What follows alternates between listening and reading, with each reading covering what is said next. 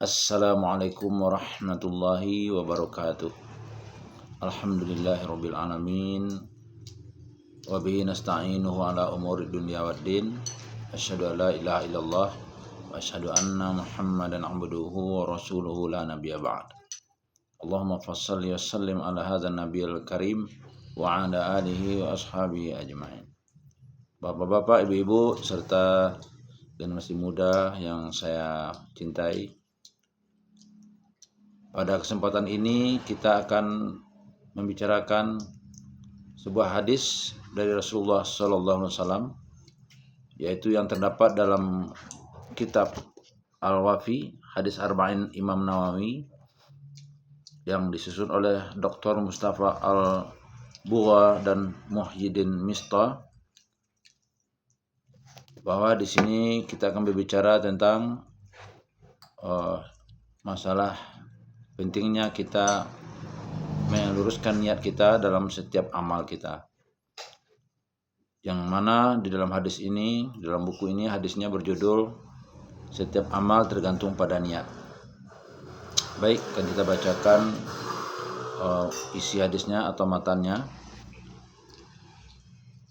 An Amiril Mu'minina Abi Hafsin Umar bin Al-Khattabi radhiyallahu anhu qala sami'tu Rasulullah sallallahu alaihi wasallam yaqul innamal a'malu binniyati wa innama likulli imri'in ma nawa faman kanat hijratuhu ila Allahi wa rasulihi fahijratuhu ila Allahi wa rasulihi wa man kanat hijratuhu lid-dunya yusibuha aw imra'atin yankihuha fa hijratuhu ila ma hajara ilaih. Artinya, dari Amirul Mukminin Abu Hafs Umar bin Khattab radhiyallahu an, ia berkata, aku mendengar Rasulullah sallallahu alaihi wasallam bersabda, sesungguhnya amal-amal itu tergantung pada niat, dan setiap orang hanya akan memperoleh apa yang ia niatkan. Barang siapa yang niat hijrahnya karena Allah dan Rasulnya, maka hijrahnya itu kepada Allah dan Rasulnya.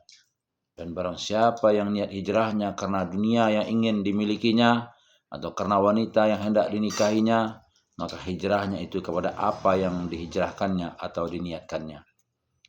Hadis di atas diriwayatkan oleh dua imam hadis, yaitu Abu Abdullah Muhammad bin Ismail bin Ibrahim bin Mughirah bin Bardizbah Bukhari, dan Abu Husain Muslim bin Hajjaj bin Muslim Kusairi An-Naisaburi dalam sahih keduanya.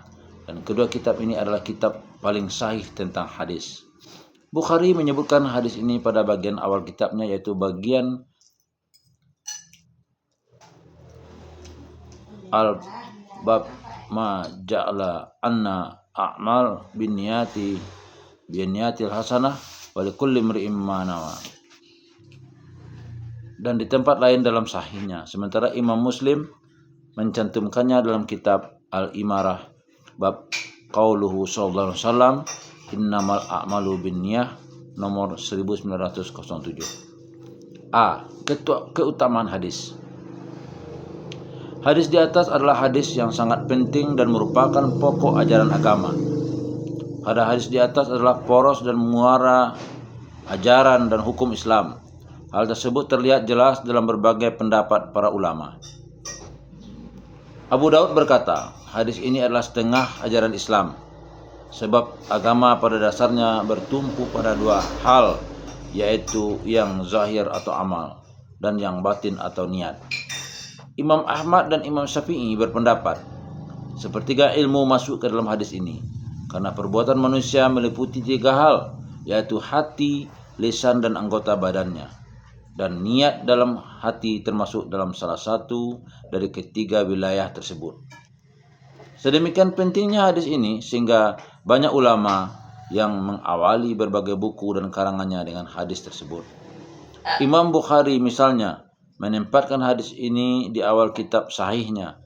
Bahkan Imam Nawawi sendiri meletakkan hadis tersebut pada urutan pertama dalam 3 bukunya, yaitu kitab Riyadhus Shalihin, Al-Azkar, dan Arba'in Nawawi. Maksudnya adalah agar orang-orang yang menuntut ilmu menyadari pentingnya niat, sehingga ia terdorong untuk meluruskan niatnya hanya karena Allah, baik ketika menuntut ilmu maupun ketika melakukan berbagai amal kebajikan lainnya. B. Penjelasan kata dalam hadis. Hafs maknanya adalah Al-Asad atau singa, sedang Abu Hafs adalah kunyah atau julukan bagi Umar bin Khattab radhiyallahu an. Innama adalah kata yang digunakan untuk pembatasan atau spesifikasi guna menegaskan sesuatu yang disebutkan setelahnya dan menafikan selainnya. Bin niat adalah bentuk plural atau jamak dari kata niat yang secara bahasa berarti kehendak dan secara terminologis bermakna kehendak yang diiringi dengan perbuatan nyata. Imri'in artinya adalah manusia. Maknanya umumnya adalah baik laki-laki atau perempuan. Maknanya umum, baik laki-laki atau perempuan. Hijratuh secara etimologis berarti meninggalkan. Dalam definisi syariat hijrah bermakna meninggalkan negeri kafir ke negeri Islam dengan tujuan menghindari fitnah. Hijrah dalam hadis di atas maksudnya adalah perpindahan dari kota Mekah dan kota lainnya menuju Madinah yang dilakukan sebelum pembebasan kota Mekah. Ilallah maknanya adalah menuju keridhaan Allah, baik dalam niat atau tujuan. Hijratu ilallahi wa rasulih artinya bahwa hijrah tersebut diterima dan akan mendapatkan balasan kebaikan dari Allah. Lid dunya yusibuha artinya adalah demi tujuan duniawi yang ingin diraihnya. C. Latar belakang lahirnya hadis. Tabrani meriwayatkan dalam karyanya Al-Mu'jam Al-Kaibir dengan susunan perawi yang thiqah atau kredibel dari Ibnu Mas'ud. Ia berkata, salah seorang dari kami melamar seorang wanita bernama atau berjuluk Ummu Qais. Namun wanita itu menolaknya kecuali jika laki-laki itu berhijrah ke Madinah. Lalu laki-laki itu ikut hijrah dan menikahi wanita tersebut. Maka kami pun memberinya julukan Muhajiru Ummu Qais, orang yang berhijrah karena Ummu Qais. D. Pemahaman atau pelajaran dalam hadis. 1. Disyariatkannya niat. Para ulama sepakat bahwa perbuatan seorang mukmin tidak dianggap dan tidak akan mendapat pahala kecuali jika diiringi dengan niat. Niat adalah salah satu rukun dari ibadah utama seperti sholat, haji, atau puasa. Dan karenanya ibadah-ibadah tersebut tidak sah kecuali diiringi niat. Sedang dalam ibadah yang menjadi perantara menuju ibadah inti tersebut seperti wudhu dan mandi, para ulama berbeda pendapat. Menurut mazhab Hanafi, niat merupakan syarat mutlak dalam ibadah tersebut untuk mendapatkan pahala. Sementara mazhab Syafi'i dan mazhab lainnya berpendapat bahwa niat dalam ibadah tersebut merupakan syarat sahnya sebuah ibadah. Maka ibadah perantara itu pun tidak sah kecuali dengan niat. 2. Waktu dan tempat niat. Waktu niat adalah saat hendak melakukan suatu ibadah. Contohnya dalam sholat.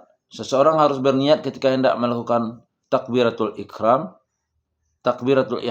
atau takbir pertama. Dan dalam haji ketika hendak berihram. Sedang dalam puasa cukup berniat sebelum terbitnya fajar. Tempat niat di dalam hati dan tidak diisyaratkan untuk diucapkan. Meski demikian, pengucapan boleh untuk membantu hati dalam menghadirkan niat. Dalam niat tersebut ditentukan juga secara jelas apa yang diniatkan dan dibedakan dengan perbuatan lainnya. Karenanya seorang yang akan melakukan sholat zuhur misalnya, tidak cukup hanya dengan meniatkan sholat, melainkan harus diniatkan dengan jelas bahwa sholat yang akan dilakukannya adalah sholat zuhur. Demikian pula pada sholat asar dan sholat lainnya. 3. Nilai niat. Seseorang yang berniat melakukan kebaikan, namun karena satu dan lain hal, misalnya sakit parah atau meninggal dunia, lalu ia tidak bisa melaksanakannya, maka ia tetap akan mendapatkan pahala. 4. Pendorong keikhlasan. Hadis ini juga mendorong kita agar ikhlas dalam melakukan suatu amalan dan ibadah, agar meraih pahala di akhirat dan memperoleh kebahagiaan di dunia. 5. Niat untuk mencari ridha Allah. Setiap amal yang baik dan bermanfaat menurut Islam yang diiringi dengan niat yang ikhlas dan hanya untuk mencari keridhaan Allah, maka amal tersebut merupakan ibadah. Itulah hadis tentang pentingnya niat dalam beramal. Semoga kita bisa mendapatkan manfaatnya. Bila taufik wal hidayah. Assalamualaikum warahmatullahi wabarakatuh.